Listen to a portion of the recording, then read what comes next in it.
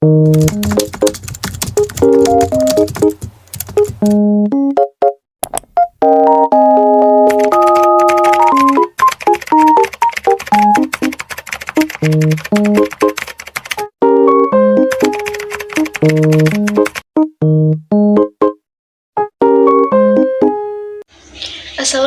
warahmatullahi wabarakatuh. Saya Nurul Ula Furkonika dengan NIM 22402040. Di sini saya akan menjelaskan tentang pengertian uang secara umum, pengertian uang dalam Islam, dan Bitcoin dalam pandangan Islam. Baik, langsung saja pada bab pertama, yaitu pengertian uang secara umum. Uang secara umum adalah sesuatu yang dapat diterima secara umum sebagai alat pembayaran dalam suatu wilayah tertentu, atau sebagai alat pembayaran utang, atau sebagai alat untuk melakukan pembelian barang atau jasa.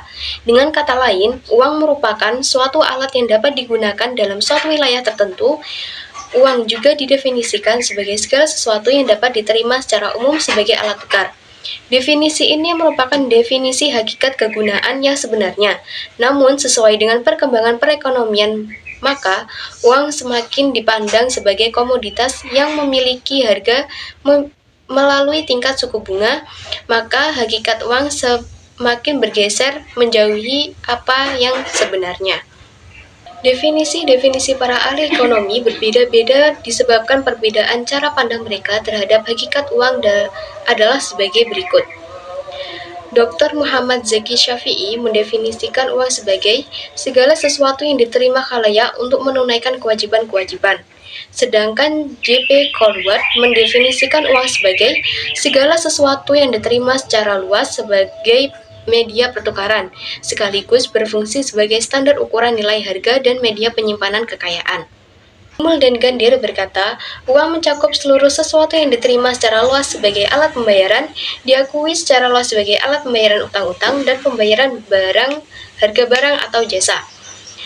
Dari sekian definisi yang diutarakan, kita bisa membedakan dalam 3 segi. Pertama, definisi uang dari segi fungsi-fungsi ekonomi sebagai standar ukuran nilai, media pertukaran, dan alat pembayaran yang tertunda. Kedua, definisi uang dengan melihat karakteristiknya, yaitu segala sesuatu yang diterima secara luas oleh tiap-tiap individu. Ketiga, definisi uang dari segi peraturan perundang-undangan sebagai segala sesuatu yang memiliki kekuatan hukum dalam menyelesaikan tanggungan kewajiban.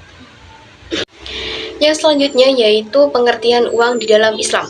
Uang dalam Islam secara etimologi, definisi uang, nukhud, atau ada beberapa makna. Yang pertama, al-nakhdu, yang baik dari dirham dikatakan dirhamun nakhdun, yakni baik.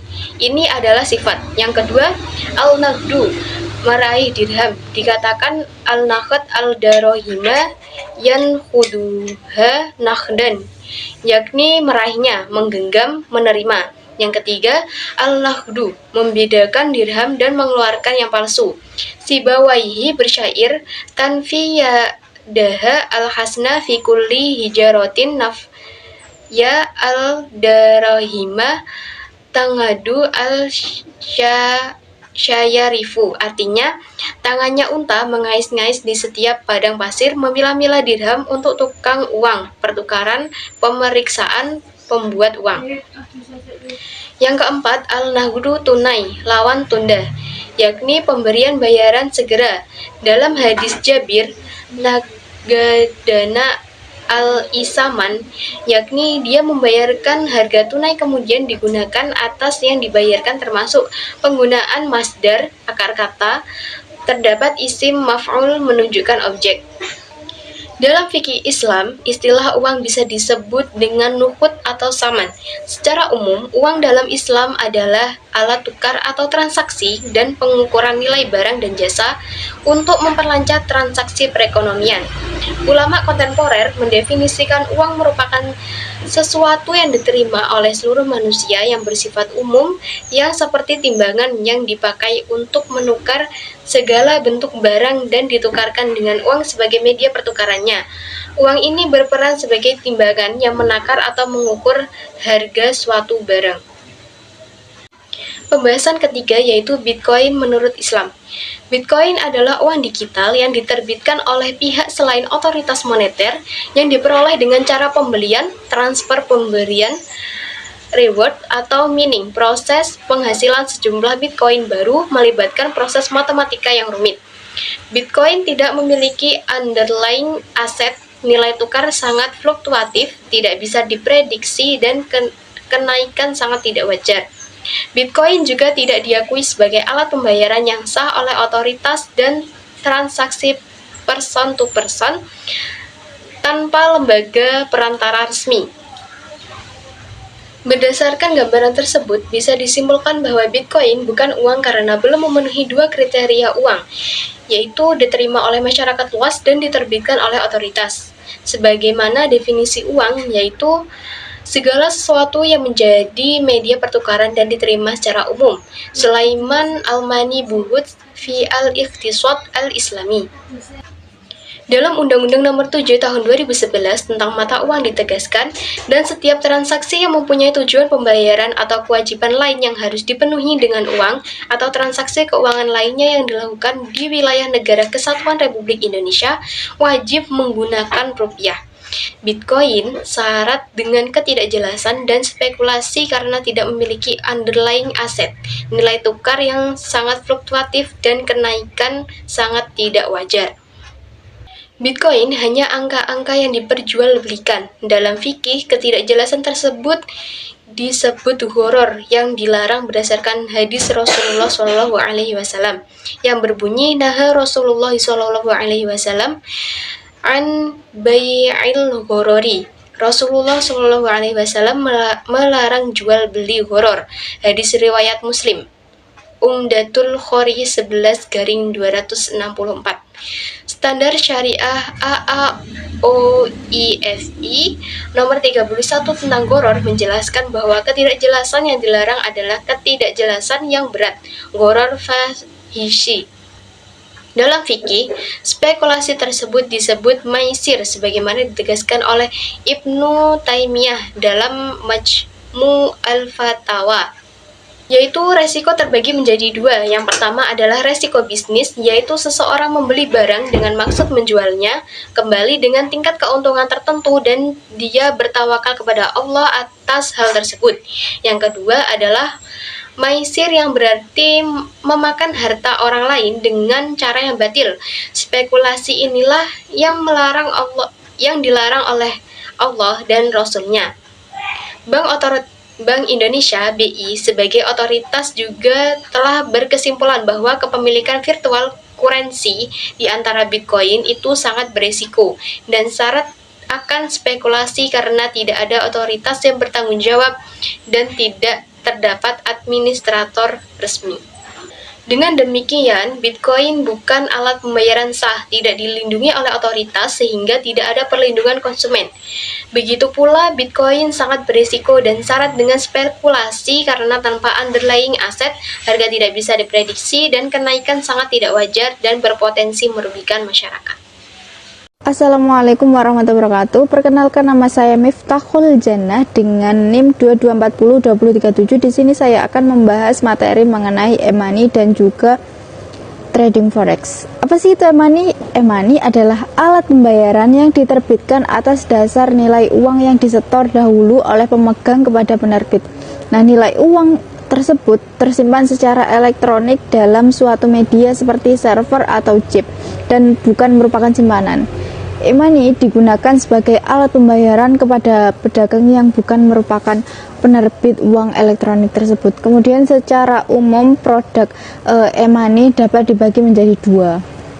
Yang pertama ada card based product dan yang kedua ada software based product. Produk e-money yang lebih berkembang saat ini adalah berbasis kartu atau card based product, sementara yang software based product masih relatif kurang dikenal dan belum ada rencana pengembangan oleh institusi yang akan mengembangkan e-money tersebut.